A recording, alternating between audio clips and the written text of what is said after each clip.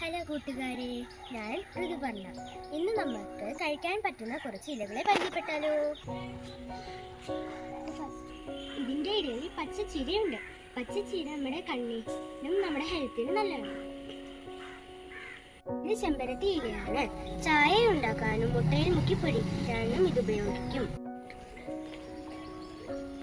ഇതാണ് പനിക്കൂർക്ക. അസുഖം വരുമ്പോൾ നമ്മൾ തിളപ്പിച്ച് കുടിക്കാറുണ്ട്. മുട്ടയിൽ മുക്കി പൊരിച്ചാൽ നമുക്ക് നല്ല പലഹാരമായിരിക്കും.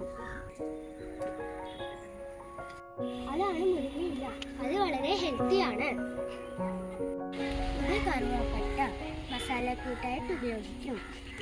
ഇത് കഴിക്കുകയാണ് എല്ലാവരും കടയിൽ നിന്ന് മാറ്റുമെങ്കിലും ഇത് വളരെ ഹെൽത്തിയാണ്. ഇത് കൊഴുപ്പ ചീരയാണ്. ഇത് കറിയായിട്ടും ഉപയോഗിക്കും. വളരെ ഹെൽത്തിയാണ്. ഇത് തുളസിയാണ്. കുറെ അസുഖങ്ങൾക്ക് ഇത് ഉപയോഗിക്കും. ഇതാണ് വേലിച്ചീര. ഇതെല്ലാം എന്റെ വീട്ടിലുള്ളതാണ് കേട്ടോ.